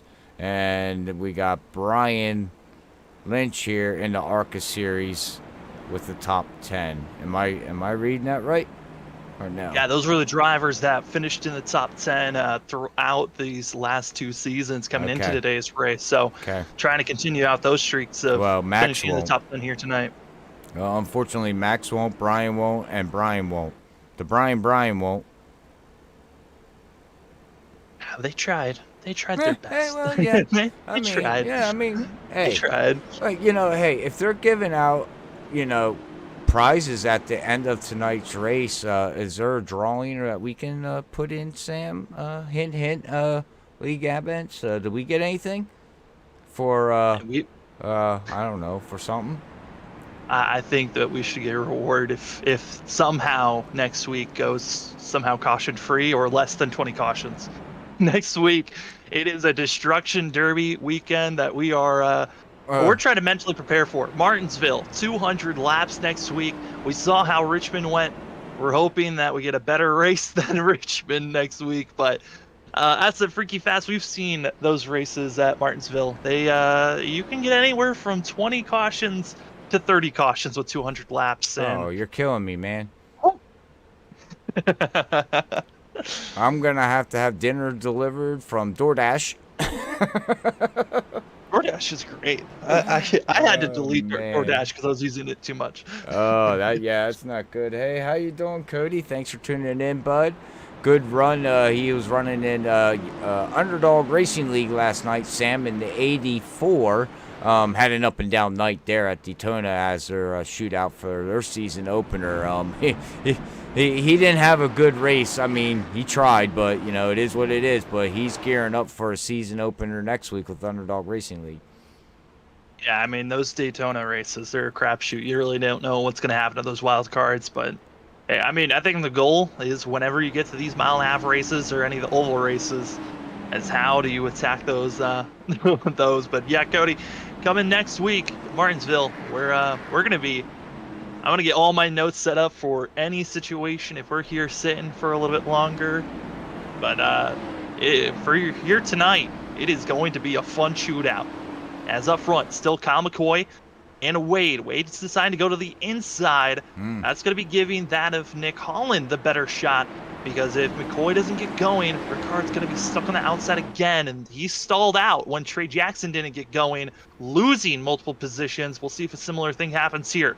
Pace car pulls up. Kyle McCoy, Chris Wade. Wade again with a great launch. McCoy stalls, which then gives the opportunity for Nick Holland up to second place. Wow. And there we go. Scott's going to look underneath Kyle, something Kyle did not want to do. One of the two fastest cars of the night. But you know what? Doesn't matter now, because now we got Nick Holland's looking really good, really stout all night, and he's going to be battling for the lead. But I don't know what Christopher's going to do here on these old tires. We'll see how long he can hold off this field, which it's not looking very well. No, the 4 of Hale just forced his nose under the 05.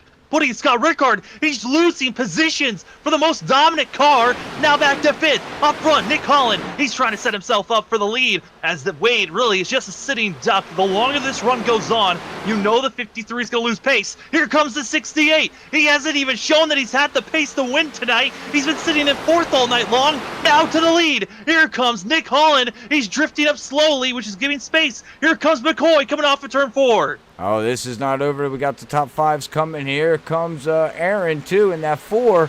Like you said, he forced his way through, and he's going to look to see what he can do at the top 3 here as they head through turn 1 and 2 to go down the backstretch, ladies and gentlemen. If you're not enjoying this action, I don't know what to tell you, but here we go, ladies and gentlemen. We got a hard-nosed battle and going for the lead. Further back, it looked like that of McNally, also of Izari, also going to be going a little bit off course, but those drivers battling for the top 10. Up front, though, you gotta wonder for Nick Holland. He hasn't really shown that he's had the speed to be up front, but currently just put down his fastest lap time, and for that of Aaron Hale, he's put down the fastest lap all night long. Yeah, oh, wow. A 30.69, and he is on a roll, and here comes a 44, too. Let's not forget about Kyle here, too. He put down his fastest lap of the race of a 30.74. So these guys know 14 laps to go. Like you said, Sam, it's no longer saving tires. It's go, go, go, go, go, go. Scott Rickard back to 6th, about to be moving up to 5th with Wade dropping back. Wade certainly put on the best valiant effort he could. But looking at Kyle Boylan, he's one of those drivers that came in tonight the fastest under practice. He was faster than Scott Rickard with practice times. He was someone that was just riding under the covers. You didn't know if he really had that race pace, but we're starting to see it now. He's inching closer and closer as the 4 and the 44. They got to figure out how to get up front and possibly challenge that of Holland and McCoy. But McCoy, he's been in this position already. He knows that the dirty air could get bad, but he's not showing that he's going to be making this pass anytime soon. Might be setting up for the next 5 to 6 laps. Then he'll start to get on the back bumper of the 68. Yeah, I mean, he has to do something here, like you said, Sam. I mean, Nick Hollins has not shown this race pace. He was just doing his thing out there running in the top, 5 to the top 10 position. I really didn't see this coming, and now all of a sudden, out of the blue, now here comes Kyle. He figured something out there on turn 3 and 4. But, wow, I mean, bravos to Nick. I mean, wow, that's... Even if he finishes in the top 3 there, Sam, I mean, great rebound. Yeah, I mean, it just lucked out to the positioning where drivers were lying on those restarts. You knew that Wade was going to just take off immediately. The driver behind him had to figure out that timing, and that's what Nick Holland did. He found the timing. McCoy dropped back, pushing Rickard back to a position that he had not been all night long, back in 4th, 5th. He's now being challenged for 5th place as Mike Watts is now up to 6th and trying to get under the 0.5. You got to be wondering for the race favorite. He was up front, the favorite for the first 100 laps of this race, but the final 33, I don't think the 0.5 even has a shot. It's now between Nick Holland, Kyle McCoy, and if Hale can somehow find some speed, he's starting to creep up just slightly. And I think really for the 4 and the 44, it's bank on the front 2, using their stuff just so fast and early on that maybe they can inch back in those final 5 laps of this race. Yeah, that's correct, but I am so shocked right now with Scott. Like, what happened, man? I don't know, but look who in the beginning of the race was fast, too. That 33 of Chris, he is now moving himself up to the top 10, and he is on a freight train as we got a hard-nosed battle going here for 10th, 11th, 12th, 13th, 14th, and 15th position. SRE, he's now trying to duck himself below onto Offerman, but they also got Timmy McNally, who's side-by-side with the 84 of Watson. Watson and McNally, they've been close, and you got to give credit to that of McNally. He was spun around, taken out by the 2 early on. He's been able to recover. He's now up, trying to possibly find himself a 6th-place finish. And for Offerman, he's trying to continue to that top 10 finish. He's got to be careful as SRE gets out of shape in front of the 20.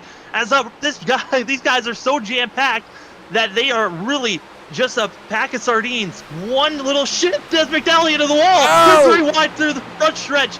And you got to be wondering if one simple mistake like that could cost them. SRE's willing to go low. They're still 3 wide. And that nose for SRE pushes up. McNally's got to be careful. And also for that of the 23, DoorDash, Grimm, he survives. And so does everyone else.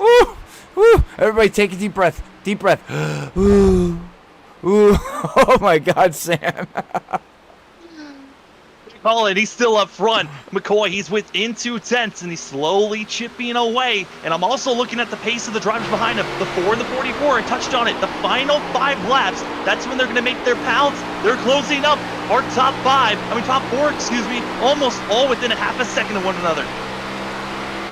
Well, Charlotte brings great racing here, and you can just see it from here from Stars and Stripes, man. These guys are putting on one well of a show like they always do. I'm hoping everybody's enjoying this content and this show, man, because I know we are up here in the booth as we're going to have 5 laps to go, and it is time now. Like you said, Sam, Kyle and everybody else behind got to figure out how to take care of Nick in that 68 because we didn't even have him on our record to even win this race. And here he is with 5 laps to go to bring home a victory and lock himself into the playoffs. Nick Holland leading this race. He qualified in 16th position. He's had to work all day to get up front. All is well for Aaron Hale. He qualified in 24th, now in 3rd place, pressuring McCoy. He's run on the back bumper, and currently the last 2 laps, it's been the 4 and the 44 faster than our front 2. And here comes Hale to the inside, pushing up McCoy. He needs to make this pass coming out of turn 2 if he wants a shot for this win. 4 laps to go on the back stretch. Hale just is a little bit too close. He needs to make this pass, and he looks like he'll get it done through 3 and 4. Wow. Well, no. Okay, I am so lost right now, Sam. Where did the speed come from these guys? I mean, way too lay under the sand and not show your cards until the end of the race, because we didn't have Aaron up there. I mean, he was running in the top 10. We got the 44 of Kyle. We didn't talk much about him, and here we are. We got 2 vehicles or 3 vehicles that are all of a sudden trying to get a win here with 3 laps to go. I'm just great racing, everybody. I mean, awesome racing. Coming out of turn 2, coming to 2 laps to go.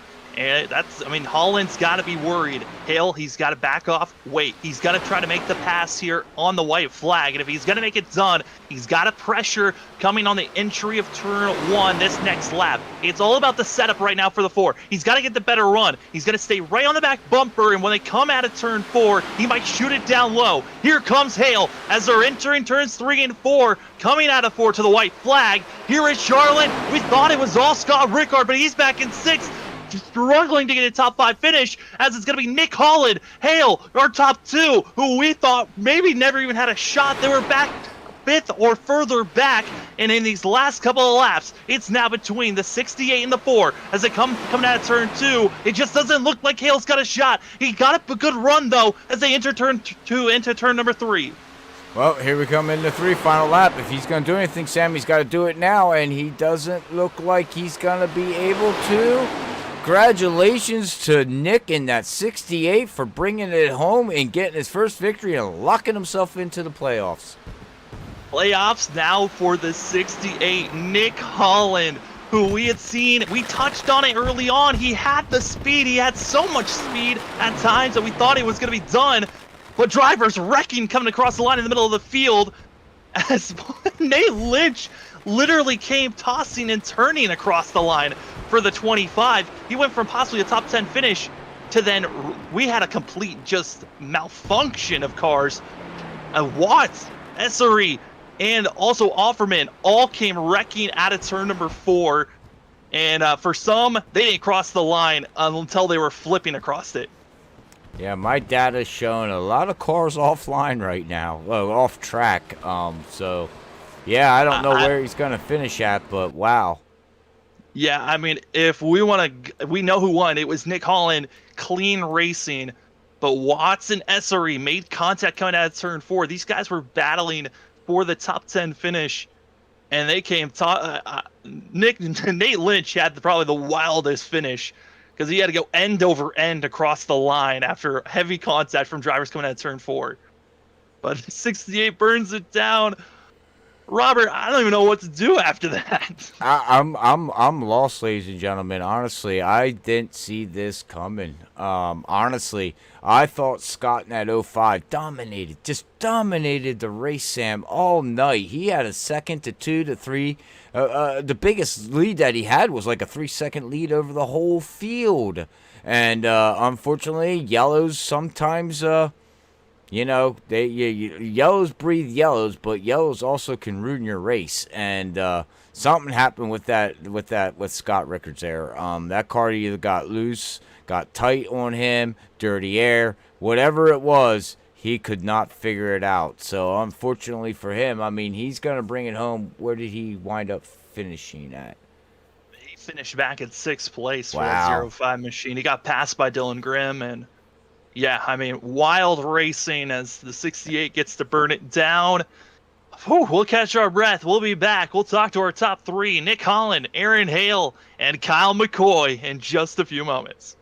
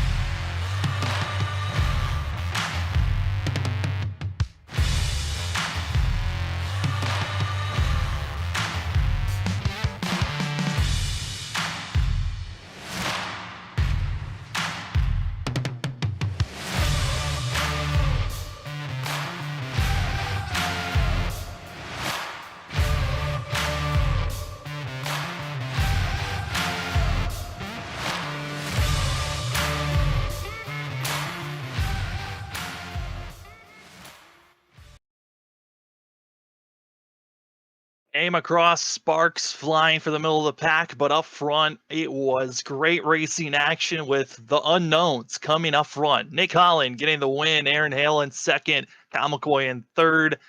And we'll get to talk to our top three and how these restarts really affected their race. First, we'll talk to Kyle McCoy in the 7, and what a race it was. Kyle, it's Sam up in the booth. You got me? Hey there, I got you guys. Well, it turned into wherever you restart, it seemed like that set you up for how this end of the race was going to go. But Kyle, what a race it was for yourself. Yeah, I mean, definitely came down to that last lane choice there a little bit. I had a couple shots at Nick where I was kind of close enough, but it was so hard to get a big run. Everybody's run the bottom, saving tire, doing the same thing, same time. So it really did come down to that line, and I think. I hate to say it, but if we hadn't got that last caution, I think I was in the better place there to pull that thing off. So, I mean, you take what you get, and that was a really solid race. Ran top 3 pretty much all night long, and had a car that could have won. Just about got it done. We'll get there one of these days. I mean, it's looking like it. I mean, your consistency at these mile-and-a-half courses is looking amazing each and every week.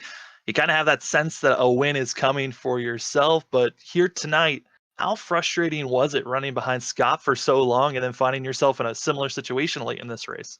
Yeah, yeah, hit the nail on the head right there. I learned a lot running behind people, but it wasn't quite enough. But it was fun to kind of gain or lose those. I mean, it wasn't tense. It was milliseconds. I mean, that we were gaining or losing each lap and saving tire at the same time. And I finally made the right move and undercut him by a lap, even after getting in the fence before that. But we came out with a lead, and it would have been interesting to see how that would have shook out if it had stayed green. I think he would have got me at the end, but I would have put up a heck of a fight for that. So yeah, it was frustrating. Learned some things. I think I was overarching just a little bit, but it was fun. It's good to be up there because it's a better alternative than being back in whatever was going on back in the pack. So Yeah, I mean, talking about back of the pack, we're now going to be going to a racetrack where the back of the pack is everywhere on track. Martinsville next week. We saw kind of a preview at Richmond with how many cautions we had there. How are you feeling about going to Martinsville next week? yeah, I mean, I think everybody knows now what to expect at the short tracks. And I think we'll be a little cleaner than it was at Richmond, but Martinsville is going to breed cautions just like it always does. So, I mean, I like the track. I'm excited. I did not like Richmond. Martinsville's a little more of a wheelhouse, so I'm excited to go there. In terms of the racing that we'll get, I don't know. I'm scared to say anything. But if it's anything like tonight, I like our chances. So.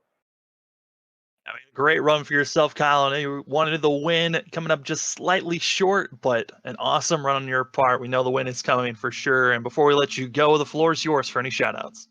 Thanks, guys. Shout out to my teammates, Brian and Josh, for working on strategy and keeping us in it tonight. Thanks for you guys for putting this broadcast on. Hopefully we put on, I think that was a pretty good show there at the end between those top two. Definitely exciting. I wasn't sure if somebody was going to get moved or what was going to happen. But yeah, thanks for putting the broadcast on. And thanks to Nate and Derek and everybody who puts on this league. It's a good time. Yeah, looking forward to hopefully continuing relative hot streak. So we'll see what happens next week. Well, that's Kyle McCoy in the 7, and hopefully he'll survive next week. And hopefully we'll talk to you then, Kyle. Thanks, boys. And then in second place, it was Aaron Hill who came out of nowhere to finish in second place. What a run for the 4. Aaron, it's Sam up the booth. You got me? I got you, Sam. Well, a poor qualifying, you could say, but a fabulous finish for yourself. How was it cutting through traffic? Oh, man, it was a long night qualifying. Yeah, I put on an all right lap, I thought, right away, and then I got really loose on the second lap, almost spun out, and then, yeah, I ended up starting from 24th and just knew I was going to have to take my time and pick the way through the best I could, and I honestly would have been happy with a top 10, and when I was able to get that good restart there at the end and had a chance at it, that really exceeded my expectations. Yeah, I mean, we saw you sitting back there also with the 44, just waiting for your chance to move forward. Were you just letting the other two drivers just use up their tires? And was there a game plan on how you were going to attack late in these last 5 laps? Well, honestly, once I got to third, I was kind of just hoping they would start to mix it up, and I'd be able to kind of take advantage of it once they got side by side. But I caught Kyle before that happened and was able to get underneath him, and then I was like, well, damn, I got a shot to win the thing, and then just kind of I guess ran out of time and tire.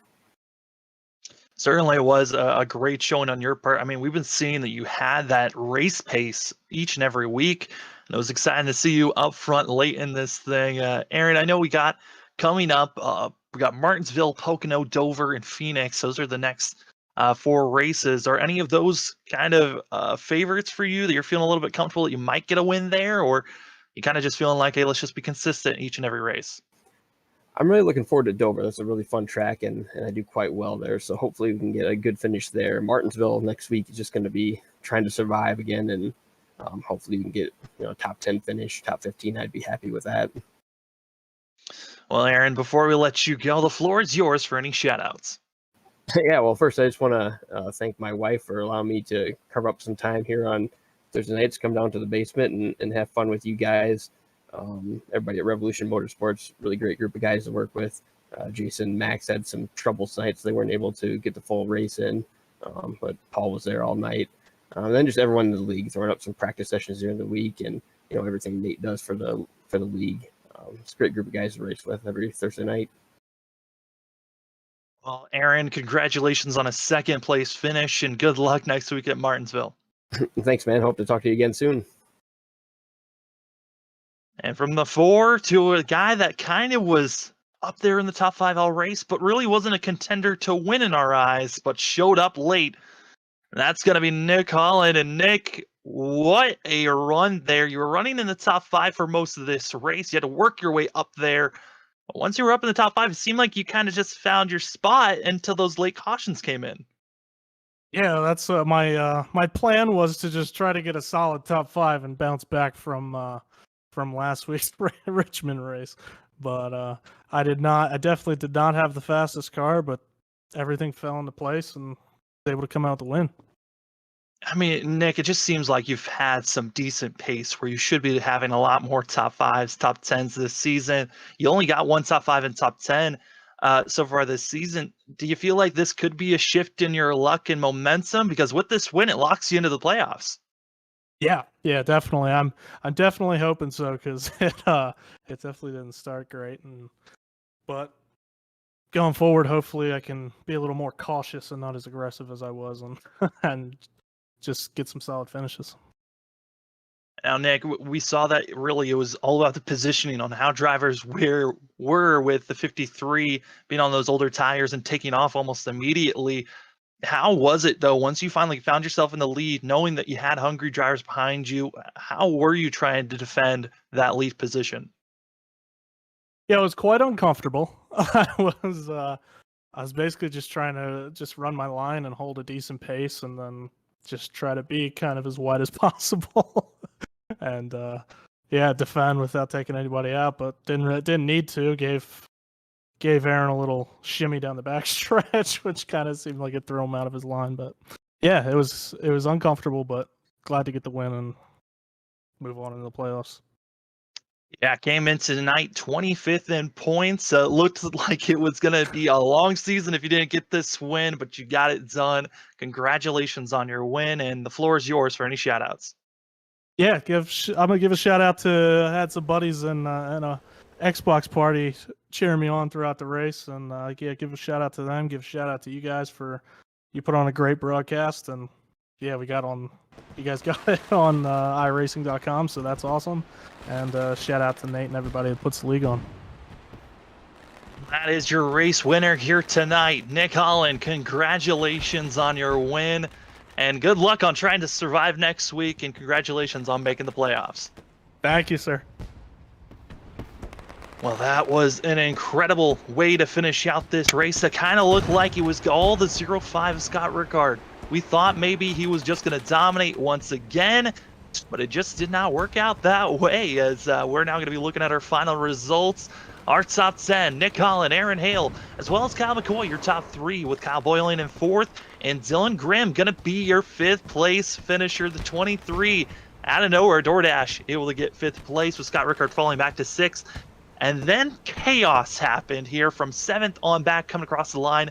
Kevin, I don't know how Ken Campbell was able to get up to 7th, but somehow he did it. Derek Offerman still continuing his top 10 streak of finishing in the top 10 each and every week. Timmy McNally able to get in 9th, with Mark Beverly in 10th place.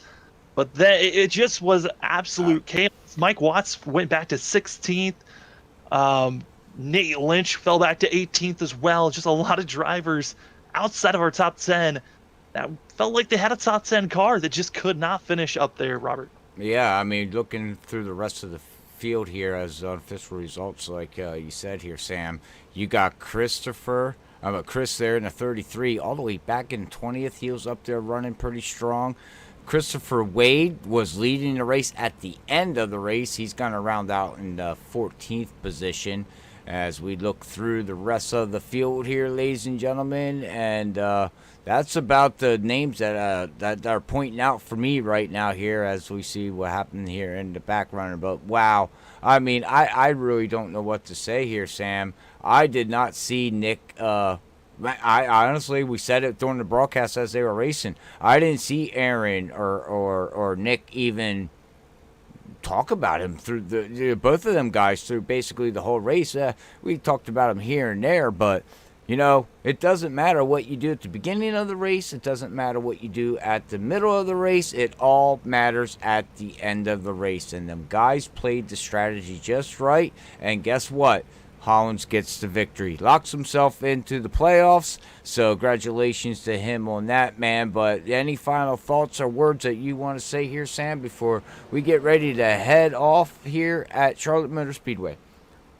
Yeah, I mean, this is now a reset week. I mean, drivers were able to get some of their aggression out, get back to mile and a half racing, but it is now, from this moment on, drivers have to get into the mentality of be patient, don't overdrive people, because next week it's going to be a destruction derby if drivers react like normal at Martinsville, where drivers are overbraking, they're underbraking, overbraking, different braking zones, drivers just running through everyone else.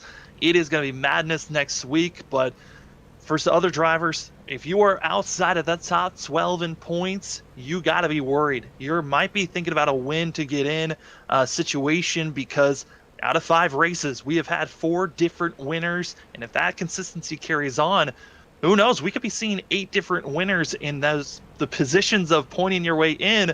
It's just going to get slimmer and slimmer as the season goes on. That is correct. All right, well, great commentating there, Sam, as we're going to get ready to sign off here at Charlotte Motor Speedway with Stars and Stripes.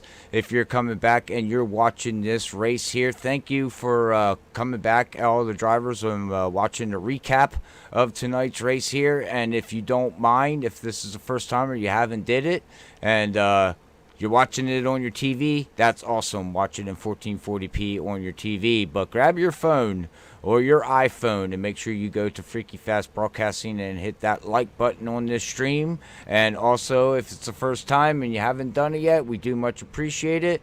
Hit that subscribe button, as we are on the way to 1K subscribers here at Freaky Fast Broadcasting. But to the league owners, league drivers, great race, great action. But we will catch everybody Saturday night with Lee Tidwell and Sam Dyer, as we are going to be with the NISCC Cup Series. And it's going to be fun as we go live at 8:50 Eastern Saturday night. But everybody have a great Friday. Don't work too hard, and we will see you then. Until then, we're going to sign off here. God bless everybody. We love you all. Peace out.